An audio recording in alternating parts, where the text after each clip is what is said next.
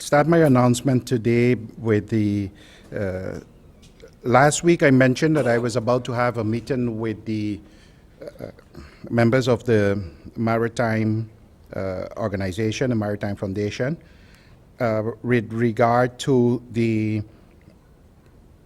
crew members' entry requirements to the island as far as the visas, etc. are concerned. It was a discussion that was started earlier this year, and we agreed that we would, during the off-season, look at the procedure to come up with a feasible procedure that would not be too cumbersome, but yet would assure that we abide by the rules and regulations that we have. The meeting was a very, very fruitful meeting, and I think we have agreed on some issues, how we would approach it. One important role would be played by the Caribbean carpet visa, as was the same result basically in the Anguilla discussion, a meeting with Anguilla. We would be providing more information as to the use of this visa and how to obtain the visa, etc. That is the Department of Foreign Relations, in collaboration with the DCOM department, would be providing information. And as we continue our talks with the Maritime Association, we hope that we would be able to finalize within short a procedure that would be then sent to all of the agents that deal with the mega yachts. These discussions on the entry requirements pertain only to the mega yachts, so not all of the boats, etc., that are enter the lagoon. So I would be, as we continue, as we progress in the coming weeks, I'll be given more detailed information on that. I just want you to know now that the meeting was very fruitful. Over the weekend, I understood that on social media there was a lot of reports that the situation in the prison was bad, in the sense that employees were reporting sick, etc. And I want to dispel those rumors. That is not the case. On the contrary, a lot of folks who were out on sick leave are back on their job. Things at the prison are normal. I want to commend Mr. Carty and Mr. Williams for a job well done. I also want to commend the members of the task force that was installed in order to support the management at the prison. All parties are cooperating, working very good together, and as we continue to work on the individual cases for the employees, as far as their legal positions and things are concerned, they are doing their job in a satisfactory manner. So I just want to let the public know that there is no situation out of the ordinary at the Point Blanche prison. And I should also say, and that is also thanks to the support that we are getting from Major Rogers and his VECA SS. They are doing a fantastic job at the prison.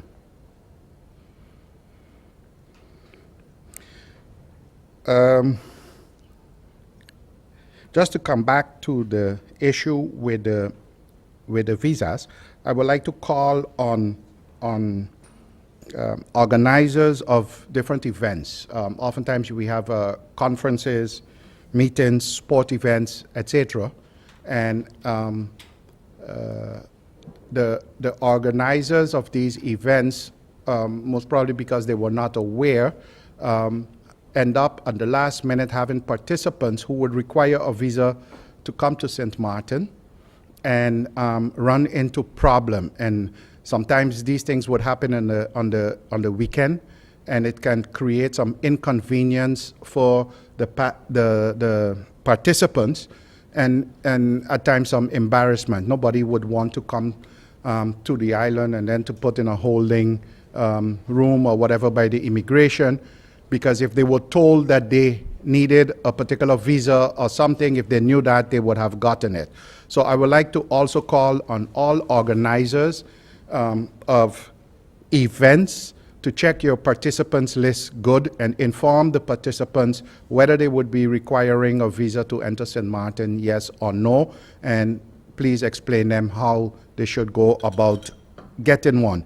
And if you don't have that information, please contact the Immigration Department or the Foreign Relations Department, and they'll be more than glad to give you the information. Later, we'll be putting out the different websites where you would get that information. I don't have it with me right now, but to know exactly which countries require a visa to enter St. Martin. Another issue that came up during, I think, the last press briefing was the issue with the Justice Academy. And while it is absolutely not my intention to get into any tit for tat with anyone, especially someone that I consider a friend, I think it is necessary to have the proper information. That's what all of us come here to do, is to inform the public and to inform the public adequately. And the situation, when I said that the Justice Academy was not formally registered, was not legally registered, I maintain that, and that is the case. Okay? The fact is that back in 2013, the then Minister of Justice and the Minister of Finance indeed went to the notary, and the deed for the foundation was drawn up and everything, but the deed was never finalized. Although the deed was signed, the notary did not finalize the registration of the deed, not in the Chamber of Commerce, because the decree authorizing those two ministers to form the foundation on behalf of government was never submitted to the notary. Okay, and that decree is nowhere to be found in the administration. And this report I get from the notary in writing. So the fact is, it is not who's right or who's wrong. The fact is that since 2013, the situation is like that, and I'm going to fix it. And that's my job, to fix it, and not to get in any argument with whether it was done or was not done. It was not done, and it will be done. Hi, I'm Giuliani Roberts. And I'm Omar Phillips, students of the GEBE program. Join us for a special edition of Inside Government, highlighting the Business Outreach and Placement Program. August 11th on this channel. Minister Lee, is there a tension between the Board of Directors, Supervisory Board of Directors of SZV and the Director regarding the financing of the new General Hospital, Part A? Part B, has SZV spent over $20 million on professional fees within the last 3 years, and is SOAB conducting an audit at SZV? Thank you, Bibi. Regarding your question about financing for the hospital and tensions between the board and the director, as you know, we are looking at two financing partners for the construction of the new hospital, SZV and APS. In the process of approving the funding through SZV, the director has requested the opinion of the board. He's looking for their support for the financing of the hospital. The board has written a letter indicating that there's no objections to SZV financing 50% of the construction of the hospital. And in that letter, I think they've taken some opportunity to outline what they believe are operational efficiencies that need to take place. I don't think any of those points outlined are a surprise. I think that there's a lot of improvement in SZV, and that process of improving the administration is in progress. So I didn't find any of the comments in the letter to be surprising. So whether that's created tension, I don't think so. Again, I think everyone is working in the best interest of SZV, the clients, and of the country. So I expect to have the confirmation letter from the director in any day, today, tomorrow. So in my mind, I'm considering that the portion of financing that I'm hoping for from SZV will be confirmed, and then there's a process through Council of Ministers, some details that need to be arranged. So, but in my mind, 50% of the financing for the hospital is now secured. And now I'm waiting on the answer from APS. So I think everything is going well, and I don't see any tension. Your second question, I've announced several times already that we have an interest in getting an overall picture of the healthcare chain, and that SOAB some time ago, I don't remember, several months ago, has already been contracted to do an audit of SZV. Apparently you know things from the audit that I don't know yet, so I will wait for the outcome of their report and see where we go from there. Look, is it normal that companies hire consultants to bring expertise that's not available in-house on project base? Yes. So is it a surprise that SZV hires consultants? No, I think that's normal. The question becomes consultants for what and to what extent. But keep in mind, SZV is going through a restructuring process. We're also looking at the national health insurance, so there's elements that need to be studied, because remember, SZV also has an advisory role to the minister, the new hospital. So I mean, there's a number of projects that are currently underway that are one-time projects that I could imagine that SZV would use consultants, because these are specialized projects on a one-time basis. So again, hiring of consultants in itself isn't abnormal. It's just a question of, is it reasonable, for how much money, what was their procurement procedure, and all of those things will come out in the audit by SOAB. Thank you, Bibi. The floor belongs to Hilbert Hart, the newspaper. Good morning, Mr. Emmanuel. This week, I need a short introduction to this question. Sorry about that. This week, there was an email exchange between Mike Ferrier and Mr. Bunkamper about the arrest of the director of EnviroGreen Processing Company for fraud with waste management. To which Mr. Bunkamper said, hey, that's not the company we signed a memorandum of understanding with. That is the EnviroGreen Energy Group. Now, I tried to find the EnviroGreen Energy Group, but I don't find them. So my question is, do you have contact information about this company for me? Because they do not appear in the Vancouver business directory. I can't find them anywhere on the internet. So your question is that you can't find them, or your question is that you would like more My question information is, about do them? you have contact information for All the company? information that you need, I have, and I can present it to you. Okay, All. I appreciate that. Sure, not a That problem. was my question. Thank you. Yeah. Lyndon Brown, BCN TV News, you have the floor. Minister Lee, I should say congratulations. Progress are going ahead with the hospital. You're going to have some announcements shortly, I understand. Those people that are going to Colombia and other countries around the world, when the hospital complete, it's going to make a difference? If I understand your question well, currently St. Martin, because of its limited capacity in terms of offering complete medical services, when there's things that cannot be handled locally, we send the patients abroad. One of the countries that we send patients to is Dominican Republic, Colombia, Curacao, Aruba, amongst others.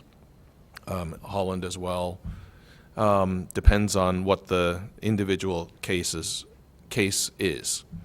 Certainly, the business plan for the construction of the new hospital includes that we would be able to offer a wider range of services than we currently offer, and that would reduce the number of patients that we need to send abroad. And so what that means is Number one, patients would be able to be treated in St. Martin where they can be supported by their family network, and we believe that receiving care in where you have your support of your friends and family is critical to people's recovery. It also means that we wouldn't be paying the travel expenses for not only the patient, because remember, when patients go abroad, they're sent with a companion. So whatever those travel expenses are, it's multiplied by 2. So, and that money instead would circulate in our local economy, which means, again, we'd be generating tax revenues for the country, we'd be creating employment. So all of the business plan, or much of the business plan for the hospital is financed by reductions in medical costs by sending patients abroad. You're welcome. Thank you, Lyndon. Alita Sin. Thank you, Marcia. Good morning, Ministers. Prime Minister Marlin, on the appointment of members to the board of the SER, has there been any progress? Do you have candidates, and when will they be appointed? Good morning. Of course, members of the SER have actually already, to my knowledge, been appointed. When I say to my knowledge, it's because the necessary names had been recruited, the resolution was drafted, and when I was away, I believe it was in Washington or New York, the Deputy Prime Minister signed off on it and sent it. The only issue that there was, for some strange reason, one of the organizations, I can't remember which one, because government does not appoint, when I'm saying appoint, government does not select all of the members. Some of them are appointed by the SHDA, I think. Some are not the SHDA, the Chamber of Commerce. So they're different, two different institutions that put names forward, and government appoints the independent members. But for some strange reason, one of them, due to a mistake, submitted more names than they had to. So that had to be corrected, but other than that, the SER board had been in place now for maybe a week or two. Thank you, Alita. Andrew Dick. Yes, good morning to the ministers. Minister Boseman, concerning the ankle bracelet company, is there any contact as yet with them concerning the outstanding that the government has for them? No, there hasn't been any contact in that sense. I don't want to say too much on this issue since the company has indicated that they would be initiating litigation on the matter. As far as I am aware of, and this has been said and communicated to the company from the get-go, is that as far as I know, there is no agreement with the company, there was an agreement, and the agreement has been terminated with the company. And beyond that, I don't really want to get into any more details. Like I said, it is a case that might be litigated, so I don't want to proceed with it in the media. The company was the one who went to the media and brought their case to the media and said that they would be taking the case to court if they don't receive payment, a claim for payment. And that claim is disputed by me. So that's where we are at now. That is loose from whether or not St. Martin would have ankle bracelets. We are looking at possibilities, other possibilities for ankle bracelet. This company apparently had had a contract and been supplying that service for a period of time. For reasons that the service was not satisfactory. That's long before I became minister. Those things took place. Those actions took place, and so it is not that I took office and then stopped a contract. That dispute was ongoing, The company chose to make it public when I became minister. Like I said, and with a lot of things, when you are facing litigation, I don't think it's smart to be discussing the details in the media. So it's not wanting to give you more information on it, but it's just not smart to do at this particular time. Thank you, Andrew, for your question. Bibi, the floor is yours. Minister Lee, may I continue with the financing of the hospital? You said anytime soon you are going to get a confirmation from SZV. Is this in conformity with the advice from the investment committee of SZV? I believe so. Again, we've made very careful effort to make sure that we've gone through all the proper advisory processes. Exactly for the reason, if you remember, there was issues in the past, and we want to make sure that there's no issues going forward. So I don't recall exactly what the advisory committee said, but I'm sure it's in line with them. Thank you, Bibi. Hilbert? Minister Boosman, when will the first surveillance cameras be installed? You mean from the camera project? Yeah. Okay. I hope tomorrow, but no. I spoke to TLM and the group that was doing the final preparation. Everything, all the poles, etc., are in place. As I understood, it's just to install the cameras. Some of the folks, unfortunately, were on vacation for 2 weeks. They will be back this week, if I'm not mistaken, and I'll be able to get an update on that I can give to you the next time. But in the coming weeks, yeah, it's supposed to be ready to go with that, finalize it. Thank you, Hilbert, for your question. The floor is yours, Lyndon Brown. Minister Manuel, how much power government have on the Belvedere Housing Company, Belvedere Housing Foundation? How much power government have on that foundation? Also, there's a foundation that's soon to be established that will overlook the problem of housing and the clients and in Belvedere. Do you aware of this foundation? So it's two questions.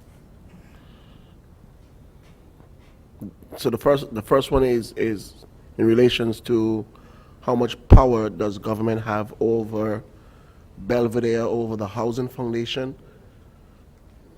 None. But government has representatives on the board of the housing foundation.